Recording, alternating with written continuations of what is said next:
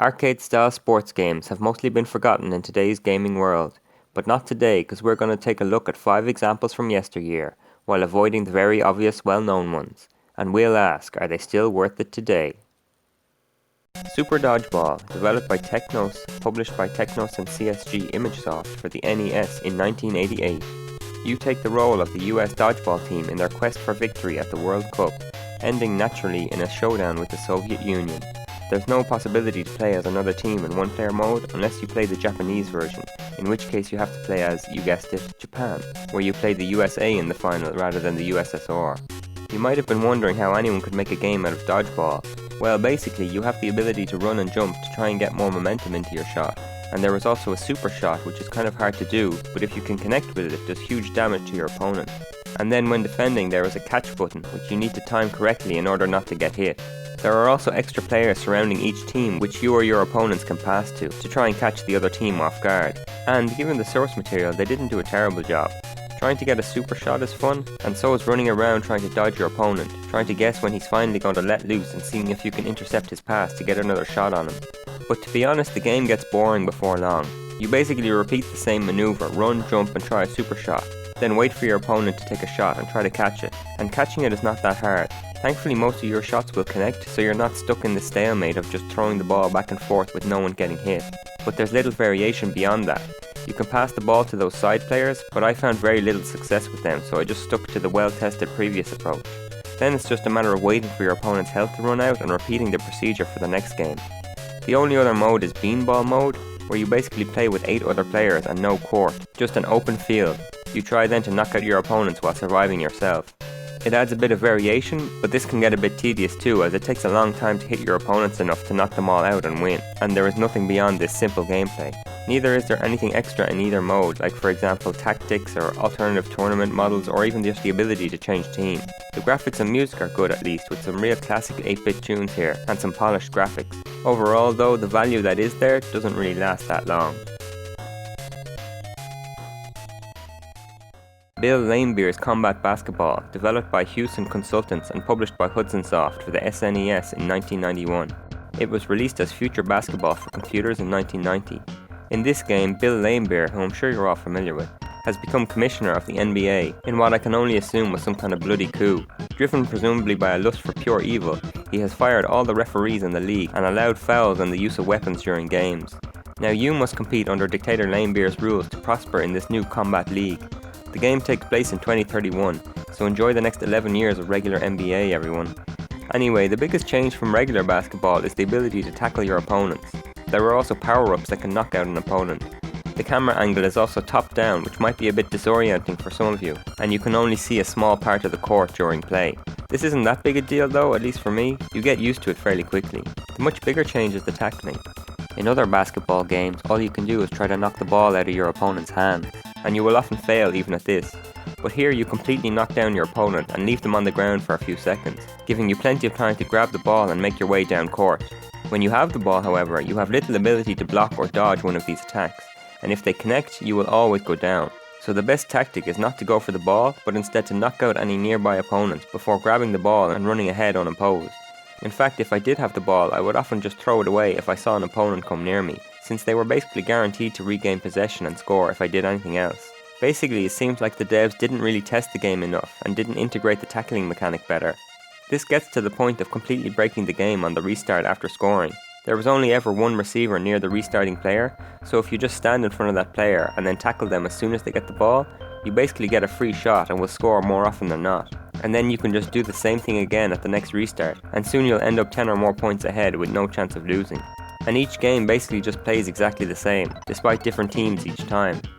It's a shame because I think there was a kernel of a good game here, if they had just reworked the tackling system and made the AI a bit smarter at throw-ins, and maybe added a bit of variety between the teams. I think we could have had a good game here. But as it is, the game is pretty boring. You just repeat a small few actions throughout the game, and repeat that a number of times to win the league. Not captivating stuff. And the graphics are poor as well. Most of what you see is the floor with its dull repeated pattern, or the circle of the players' heads, though the music tracks are quite good, just that the same tune plays for every match.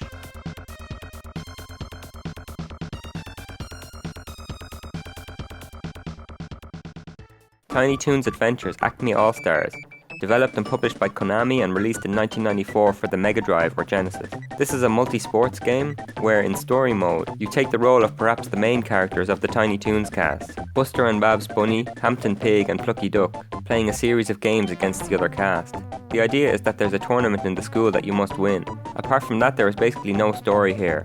Each cutscene before the next game is basically the characters just coming together and saying, "Hey, let's play the next match." And despite it being a tournament, you don't get the normal benefits of an in-game tournament like brackets or standings. Apart from that non-story, you get a selection of 5 games: soccer, basketball, bowling, an obstacle course, and Montana hitting, which is whack-a-mole. Each character has a special move that they can use as long as they have enough stamina. For example, for the bunnies it's a dash, for Plucky Duck it's the ability to fly, and for Hampton you can bounce really high. And the game certainly looks charming, with bright colours and well-defined characters. The gameplay isn't perfect though. The pitch is very small and the characters are very big, and they move quite suddenly, so controlling the players can be a bit of a challenge sometimes. Your team AI is also a bit of a problem. They will often run straight past an advancing opponent, or for dead ball situations like corners, they will stand nearly in midfield and leave the opponent wide open in front of goal. These two issues can combine, for example, when an opposing player is running towards your goal or basket. You have to challenge them at the exact right time, or else you will run past them and never be able to catch up again, while your teammates are God knows where, somewhere not defending the goal or basket. This ends up with your opponents getting a lot of easy shots on goal, and if you don't dispossess them when you're in front of them, you may as well forget about blocking their shot. With the other games, the gameplay is decent but quite shallow. Once you get used to the controls and win a game or two, you probably won't feel like coming back for more. Despite these gameplay issues, it's actually an okay game. There is some decent enjoyment to be had, but you kind of need to fight against the game to enjoy it. I think if you were patient and spent some time with the game, you could probably learn it well enough to compensate for its problems, but it's hard to find a reason why anyone would want to do that, rather than just get a better game. And even if you did manage that, there's not much beyond a mediocre soccer and basketball game to reward you at the end.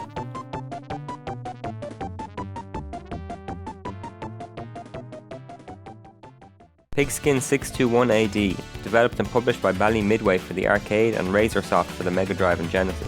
This game imagines what American football might have been like in 621 AD, with fisticuffs, weapons attacks and debris littered across the pitch for players to avoid. In practice, the game actually plays more like rugby. There are no downs or scrimmage. The game plays freely with stoppages only when someone scores or a quarter ends. You play as the captain of the blue team. Your main tactic, whether with or without the ball, is punching to dispossess or knock down an opposing player. You can also change the formation of your team during play if you feel your tactics need a change. Generally, your team is lined up in a similar fashion even with the formation changes, and you start to get used to where certain players will be, which helps you determine your next action. For example, there is always 1 or 2 players who stay back as a last defense, which lets you know that you're safe to rush forward and attack, knowing that someone will be back defending. Importantly also, the player without the ball is always faster than the player with the ball, which also lets defenders rush forward while still being hopeful of stopping an opponent's breakaway. These and a few other elements really help keep the balance in the game without leaving the player frustrated from bad AI or unfair mechanics. The debris littered around the pitch also adds a further element to the game. As well as being conscious of where your opponent is, you also have to mind all the trapdoors, rocks, logs, bushes, etc. that litter the pitch, and these obstacles can also knock down your opponent, adding an element of surprise to the gameplay. You can also pick up weapons to help better compete during the various fights which break out during gameplay, which can often end up as a battle royale involving everyone on both teams, though this is dangerous if you end up losing and there is no one left to defend. There are also elements to rebalance the gameplay mid-game. If one team goes ahead by a lot, your coach will bribe a local to trip up the enemy team. If that's not enough, up to 2 trolls will later join whichever team is far behind to even things out. It all adds up to a fantastic game. I remember when I was younger looking through main games for something I hadn't heard of. I randomly tried this game and ended up playing it for days. It has a lot of elements, a lot of things to balance, your own player, where your team is, whether to pass or keep running, all while avoiding the litter on the ground. The only problem is that once you've played through the game a few times and tried the different difficulty, there's really not much else. There's no tournament mode, new pitches or different teams to play as. All you can do is just have another go of the same game. Despite that, it's still one of the best experiences I've personally had and would recommend it to everyone. Mutant League Hockey, developed and published by Electronic Arts and released in 1994 for the Mega Drive. This is a hockey league where you play as, well, mutants. There are multiple teams comprising of skeletons, robots or trolls. The aim of the game, apart from just playing hockey, is to get through the playoffs, beating all the other teams to become MLH champion. The game is based on the NHL 94 engine, a game also developed by EA, so the hockey parts of the game are legit mid-90s hockey video game. But on top of that, you have a host of features that turn the game from a simulation to an arcade-style game. For For a start, you can punch other players without incurring any kind of penalty. There are even weapons that get thrown onto the ring to allow for even more lethal attacks, which can even reduce your opponent to a pile of guts on the ground. And under some settings, forfeits where all your opponents have been killed are not uncommon. There are also special plays where you can rig the puck to explode on an enemy or bribe the referee to call a fake penalty, or alternatively kill the referee if you think he's going to call a fake penalty against you. There are also obstacles which can trip you up, like landmines which open up holes in the rink and sharks which swim around. There is also the fight feature, which used to be in EA's NHL games, which adds a fun diversion from the main play. Where the game is let down in my view is with the hockey play. The weapons and violence and obstacles are cool, they add an extra dimension to the hockey and keep the game more entertaining, but the hockey play is lacking a bit. For a start, the rink is very short. When you get the puck, you just need a single pass or a quick run back upfield to get a shot off on goal. This can make the core gameplay a bit repetitive. I also find the scoring quite inconsistent. I tried shooting in every which way, one-timers, power shots, careful and aimed. I even looked up the manual to try and figure out how to do it best, but scoring still seemed random and I never found a way which worked consistently. And don't expect any help from your own team either. They were pretty hopeless in my experience. They will generally run straight past an advancing opponent, leaving the goal wide open for him to have a shot. And they generally don't help much with defense or even getting into a good position when attacking. And this was the same whether I picked a good team or a bad team. The quality of the team seemed to make no difference at all, which makes you wonder why it's even mentioned on the team select screen. Despite these frustrating elements, the game is actually quite fun to play.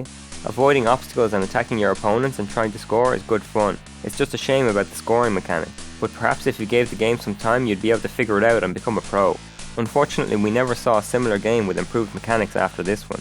Don't go get this game for the music and sound, however. There is no music during the game, with just a very basic jingle playing during Team Select. The aesthetics on the other hand do add to the atmosphere with that kind of childish demonic style, especially the intro screen with the giant skull, but they're certainly not advanced for the time. So there you have 5 arcade style sports games. If you like this video you can leave a like, and I've made a few more of these types of videos that you can watch, and I plan to make even more, so if you're interested you can subscribe to my channel by clicking the button here. Thanks for watching.